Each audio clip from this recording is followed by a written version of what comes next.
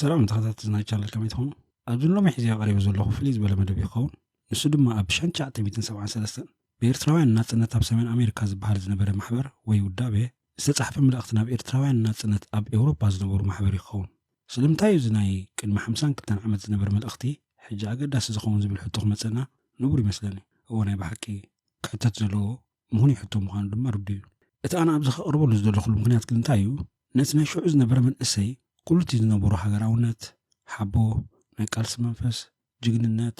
ፍቅሪ ኣብ ህዝቡን ሃገሩን ብዘይ ወላውል መገዲ ኩላትና ንርድኦ ንሰማምዓሉን ይመስለኒ ናይዚ ጭቡጥ ኣብነት ኣብ መወዳእታ ነቲ ዝወፈሩሉ ዕላማ ናይ ናጽነት ስለ ዝዕወትዎ ካብዚ ዝዓቢ ጭብጢ የለን ገለ ሰባት ኣብቲ ዝነበረ ቃልሲ ዝተፈላለዩ ርእይቶታት ዘለዎም ኣለዉ ገለ እውን እሞ እንታይ ተዓዊቶም እንታይ ለውጢ ርኢና ዝገደዳ ስደት ኮይና ፋሕፋሕ ኢልና ህዝብና ይጠዓሙን ብምባል ዝከራኸሩ ኣለዉ ኣብቲ ዘምጽኦ ምክንያታት ገለ ሓቅታት ኩሉ ይኽእል ይኸውን أنا بوجني جن أي سامعني أتمخنيات خالق زي كونه إثناء شعوذنا برمن السيد كجبروز نمره بتأمرات هاوي بهال ذكاء المسرح حليفه نتسدليوز نبرة علامة كيرو يلي زعمن بزي كان السجن أبزم الأختزي إتزنا برم علامة ورئيات مالت أيديولوجي وي إتنا تطم سن اللبونا قبل ما تيجي أنا عيردانني بتنايت وان إتزنا برة علامة أو خناتات تسألوا بزنا برة خمس خون كتجمد خيلها سلاز إذا حيجي له من السيد ما بخميو ካብ ከብዚ ዝኣመሰለ ተመክሮ ክመሃር ዝኽእል ካብ ዝብል ምክንያት ይሕግዝ እዩ ካብ ምባለ ኣብ ዘቕርቦ ዘለኹ ምክንያቱ እዚ ፅሑፍ እዚ ነቲ ዝነበሮም ዓለማዊ ረኣያ ኣጉርሑ ዘርኢ ስለ ዝኾነ ኣገዳሲ እዩ ኢለ ኣነ ዝኣምን ኣብዚ ክነስተውዕሉ ወይ ኣብ ግምት ክንእትዎ ዘለና ግን እዞም ሕጂ ንዛረበሎም ዘለና ሰባት ወይ መንእስያት ዝነበሩ ናይ ሽዑ ንገሌና ኣብዚ እዋን እዚ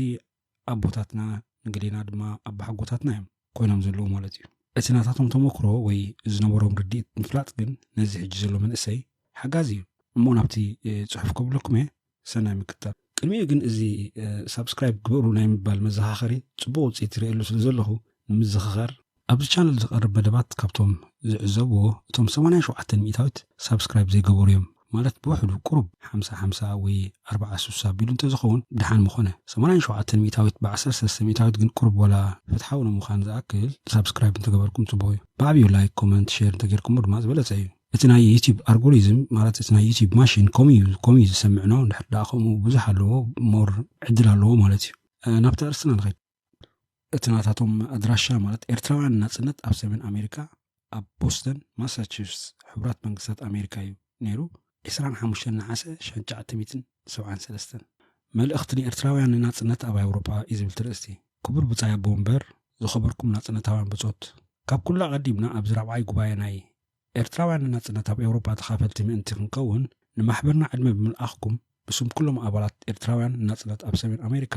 ክብ ዝበለ ሃገራዊ ምስጋና ነቕርበልኩም ቀፂልና ኸ ካብ ኩሎም ደቂ ማሕበርና ዝተላእኸ ሰብራዊ ሰላምታን መትከላዊ ሓድነትን ምስቲ ንዓወት ጉባኤኹም ዘለና ጽቡቕ ልባዊ ምንዮት ኣሰኒና ነብርክተልኩም ኤርትራውያን ናጽነት ኣብ ሰሜን ኣሜሪካን ናይ ዝራብዓይ ጉባኤ እዚ ታሪኻዊ ትሕዝቶ ብምርዳእ ናይ ኩሎም ናጽነታውያንን ገስገስትን ኤርትራውያን ናይ ዕላማ ስምረት ህላወ ብምግንዛብ ናይ ማሕበራትና ጽኑዕ መትከላዊ ምትእስሳር ኣድላይነቱ ብምእማን እንሆ ምሳኻትኩም ገጽ ንገጽ ተራኺብና ምእንቲ ክንማያጥን ክንላዘብን እሞ ሰውራዊ ሓድነት ድማ ብዝበለጸ ንኸነረጋግጽን ከነደልልን ማሕበርና ክልተ ብጾት ብምልኣኽ ኣብ ኣኼባኹም ክትሳተፍ ወሲነት ማሕበርና ድማ ከምቲ ኣቐዲማ ብደብዳቤ ዝገለጸትልኩም ኣብ ዝመጽእ ዘሎ ሰሙን ማለት ብመስከረም 1-2-1973 ዓመተ ምህረት ኣብ እትገብሮ ራብዓይ ሓፈሻዊ ጉባኤያ ጽቡቕ ዜና ዓወት ፍረ ኣኼባኹም ሒዝና ንኽንምለሳ ብዓበ ሃረርታት ትጽበ ከም ዘላ ነፍልጠኩም ዝኸበርኩም ብጾት እቲ ኩሉ ግዜ ክነስተውዕሎን ክንዝክሮን ዝግባአና ንጹር መንቀለ ሓሳብ እቲ ህላወን ህይወትን ማሕበራትና ኣብ ተጋድሎ ሃገራዊ ሓርነት ህዝብና ዝተመስረተ ምዃኑ እዩ እቲ ሕጂውን ናብ ዝምፅኡን ኣኪቡና ዘሎ ቀንዲ ምክንያት ናይዚ ህዝብና ሰውራዊ ዕላማ ምዃኑ ንሓንቲ ደቂቕ እኳ ክንርስዖ የብልናን ህዝቢ ኤርትራ ካብ ነዊሕ እዋን ጀሚሩ ብዓርኡት ብዓዳዊ መግዛእቲ ተቖሪኑ ብዙሕ ምዝማዘን ጭቆናን ግፍዕን ከም ዘሕለፈ ዝሕልፉን ከም ዘሎን ታሪክ ዝምስክሮን ኩላህና እንፈልጦን እዩ እቲ ጅግና ህዝብና ድማ ነተን ቆራቑሮ ኣርዑት ባዕዳዊ መግዛእቲ ሰባቢሩን ምድርባይ ካብ ምልዓዓልን ምግዳልን ኣቋሪጹ ይፈልጥን እቶም ተጋደልቲ ሓርበኛታት ኣሕዋትና ከም ዝብልዎ እውን ተመክሮ ናይዘን ዓመታት እዚኣተን ድማ እዩ ንህዝብና ከም ሓፂን ዓረ ኣትሪሩ ሎሚ ናይ ኢትዮጵያ ወራርን ናይ ዓለም ሓፂንነት ንምቅዋምን ቆራጽነትን ሓቦን ዝሃቦ እምበኣርከስ እዚ ሕጂ ምእንቲ ሃገራዊ ናጽነት ዝሰላሰል ዘሎ ብረታዊ ተጋድሎ ሓርነት ህዝብና ናይቲ ሕቡን ግድላዊ ታሪኽ ኣቦታትናን መቐጸልታን ክብ ዝበለ ምዕባልን ምዃኑ ብሓቂ ተሰቂሩናስ ናብቲ ዘየጠራጥር ናይ ዓወት መፈጸምቱ ንኽበጽሕ ታሪኻዊ ሓላፍነትናን ግዴታናን ብዝጭበጥ ተግባራትን ተወፋይነትን ክንቅበል ይግባአና። ነዚ ታሪኻዊ ሓላፍነት እዚ ብምቕባል ድማ እዩ ህዝቢ ኤርትራ ሰራሕተኛ፣ ሓረስታይ፣ ምሁር፣ ተምሃራይ፣ ጓሳ ወዘተ ነቲ ኣብ መግዛእታዊ ስርዓት ምዝማዘን ጭቆናን ዝተሃንጸ ብሑት ናብሩ ነጺጉ ምእንቲ ሃገራዊ ናጽነትን ህዝባዊ ድሕነትን ብዓቢ መስዋዕትነት ዝጋደል ዘሎ። በዚ ምኽንያት እዚ ድማ ህዝብና ከምቲ ኩሉ ኣንጻር ገዛእቲ ዝትንስእ ጭቁን ህዝቢ ዓለም ብማእሰርቲ፣ ብመግረፍቲ፣ ብመቕተልቲ፣ ብስደት እናተሳቐየ ክነሱ ነቲ መሪር ናይ ሓሳረ መከራ ናብሩ ክኢሉ ሙሉእ ሓይሉ ናብ ገድሊ ኣድሂቡ ብዝነኣድ ትብዓትን ብዘሕብን ቁራጽነትን እናተጋደለ ኣብ ድንፉዕ ሰውራዊ ደረጃ በፂሑሎ። እዚ ዘለናዮ ዘመን ብሓደ ወገን ዘመነ ሓፀይነት ክኸውን እንከሎ በቲ ሓደ ሸነኽ ድማ ዘመነ ሰውራዊ ተጋድሎ እዩ። ብሓፂሩ ኣብ ዓለም ክልተ ተጻረርቲ ሓይልታት ኣለዋ። ናይዘን ክልተ ሓይልታት እዚኣተን ርክብ ኣብ ሰላማዊ ፍታሕ ክርከበሉ ዘይከኣል መሰረታዊ ወይ ቀዳማዊ ግርጭት ፕራይማሪ ኮንትራዲክሽን ዝተመስረተ እዩ። እቲ ግርጭት ድማ ኣብ መንጎ ብሉይን ሓድሽን ገዛእን ተገዛእን ጎይታን ጊላን ሰራሕተኛን ኣዕያይን መዝማዝን ተመዝማዝን ጨቋንን ተጨቋንን ብሓፂሩ ኣብ መንጎ መግዛእታውን ሓርነታውን ሓይልታት ገንፊሉ ይርከብ። እቲ ብሉይ ሓይሊ ሓፀይነታዊ መግዛእታዊ መስፍናዊ ኣድሓርሓሪ ፀረ ሳውራዊ ዝኾነ ናይዚ ዘሎ ናይ ምዝማዘን ጭቆናን ስርዓት ምንጩን መሳርያን እዩ። እቲ ሓድሽ ድማ ሓርነታዊ ዲሞክራሲያዊ ህዝባዊ ገስጋሲ ሰውራዊ ኮይኑስ ናይ ዝመጽእ ናይ ፍትሕን ረሃዋን ስርዓት ፍልፍልን ዋልታን እዩ። በሊቅነታዊ ትንታኔ ወይ ሳይንቲፊክ ኣናሊሲስ ክንርድኦ ከለናን ሰውራዊ ተመክሮ ህዝቢ ዓለም ከም ዘመስክሮን እቲ ሓርነታዊ ሓይሊ ህዝቢ ኣብ ሓቅን ፍትሕን ዝተመስረተ ስለ ዝኾነ ኣብ ልዕሊ እቲ ግፍዓዊ ስርዓት ሃፀያውያንን ኮራኩሮምን ከም ዝዕወት ዝተረጋገፀ እዩ። ነዚ ድማ እዩ እቲ ሓቅን ፍትሕን ዝተዓጥቀ ብምሉእ ሕብረት ንሃገራዊ ናጽነቱ ዝተሰለፈ። ገስጋስ ህዝቢ ቪየትናም ነታ ሓለቓ ሃፀያውያን ዝኾነት ብወታደራዊ ሓይላ ትምካሕ ፋሽስታዊት መንግስቲ ሕቡራት ሃገራት ኣሜሪካ ክስዕር ዝኸኣለ ነዚ ድማ እዩ እተን ሰውራውያን ሓይልታት ህዝቢ ላኦስ፣ ካምቦድያ፣ ጊኒ ቢሳዎ፣ ሞዛምቢክ፣ አንጎላ፣ ዓፋርን ኦማንን ወዘተ ንስርዓት ሃፀያውያንን ኮራኩሮምን ብምጥቃዕ ኣብ ኣፍ ደጋ ዓወት በፂሕን ዘለዋ።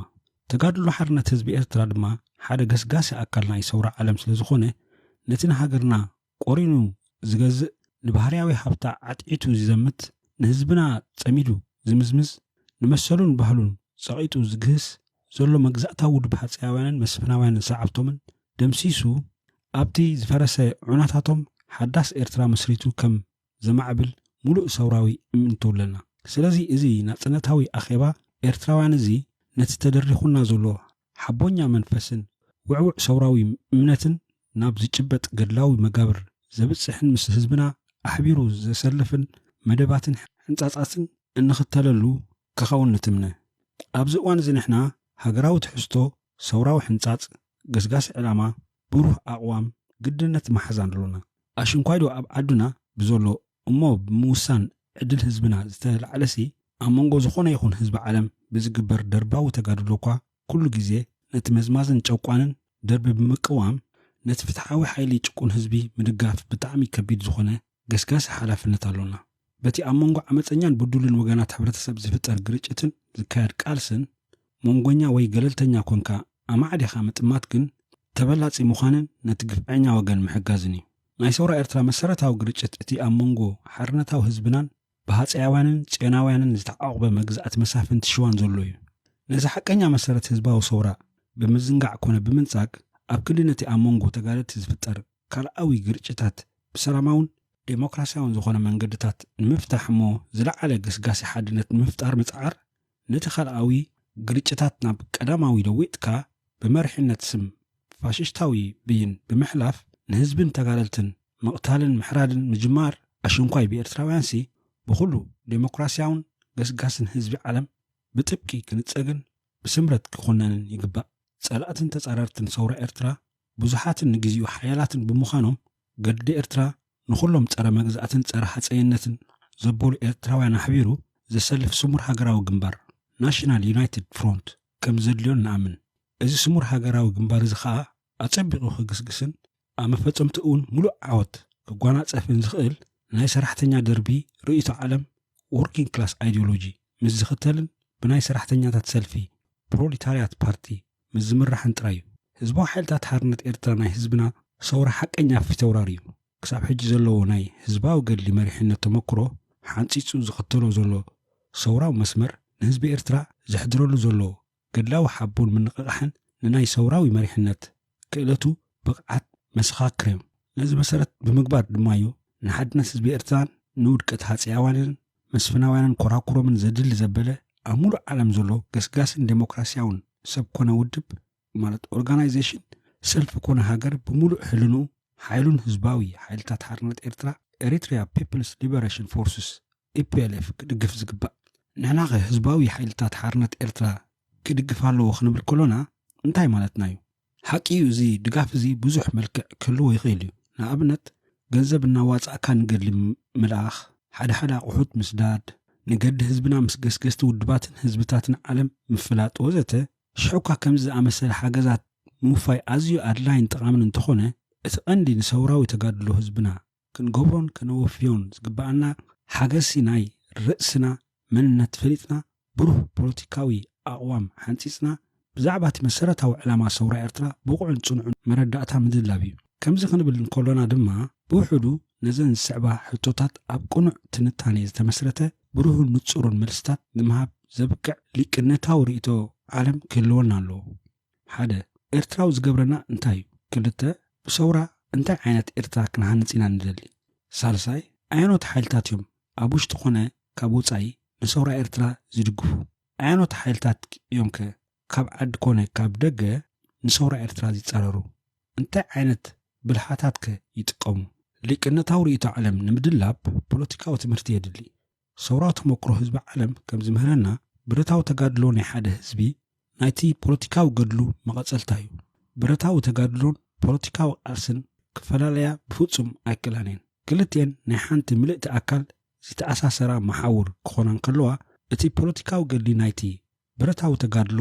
ቀዳሚ ወይ መሪሕ ኮይኑ ይርከብ። እቲ ኣብ ህዝባዊ ሓይልታት ሓርነት ኤርትራ ዘሎ ሰውራዊ ፊተውራሪ ማለት ሪቮሉሽናሪ ቫንጋርድ ነዚ ቁኑዕ ተጋድላዊ መትከል መሰረት ብምግባር ፊተውራሪ ሰልፊ ቫንጋርድ ፓርቲ ኣቑሙ ስሩዕ ሰውራዊ ትምህርትታት ንሓርበኛታትን ህዝብን የሰራጭሎ። እዚ ከዓ ንሰውራ ኤርትራ ዘደልድልን ዘማዕብልን